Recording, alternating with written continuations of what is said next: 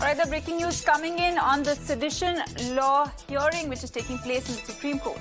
Now, the centre has told the Supreme Court that there are constitutional remedies against potential abuse of sedition. Meanwhile, the Supreme Court observed that all people alleging abuse can't be expected to fight court cases. The CJI further asked the government, how will the government defend against the abuse of 124A, unquote. And my colleague Meenakshi is joining us on the phone line for more on this.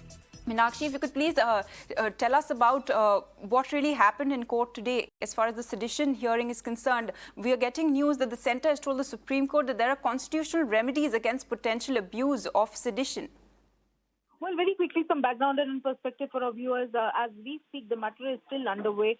And the background here is the Government of India urging before the Supreme Court, requesting it to defer, keeping its hands off the issue of sedition altogether, saying that the executive or the incumbent Government of India has already seized of the matter, assuring the Supreme Court that government will indeed relook the contentious sedition law. But to this, the Honourable Chief Justice of India wanting to understand as to how long will this process take by the government.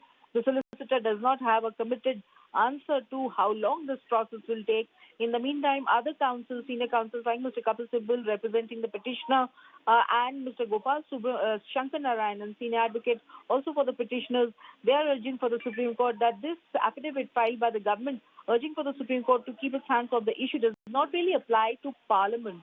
And Parliament is finally the body where laws are enacted or, outdated laws are repealed. So there is no impediment for the Supreme Court to not continue hearing this. That is essentially the argument that they are making. However, like you rightly mentioned, the Honourable Chief Justice of India is indicating that since the government is giving such a genuine reassurance of a relook, the Supreme Court should perhaps also wait. But what is very, very important is Justice Hema Kohli. This is a three-judge bench composition comprising Honourable Chief Justice of India, Justice Suryakant and Justice Hema Kohli, is posing some tough questions to the central government. She's telling the central government very clearly that why doesn't the central government indicate to the other state governments that since the Government of India is keen to apply its mind to reconsider the sedition law, to not take any action under sedition law. This is a very, very critical observation coming from Justice Hema Kohli to the Government of India.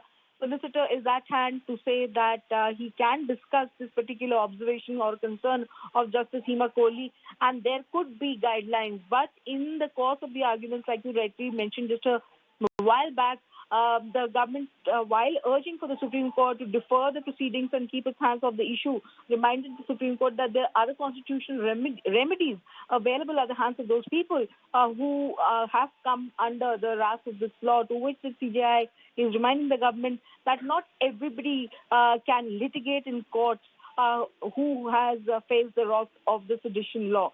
So these are the nature of very high-octane, important observations and back-and-forth, developments that are presently underway. But the big news here for our viewers, we will underline, is this, that the Supreme Court is advising the central government to issue an advisory to other state governments to keep operation of Section 124A IPC in abeyance till the process of re-examining the provision of the penal law is on.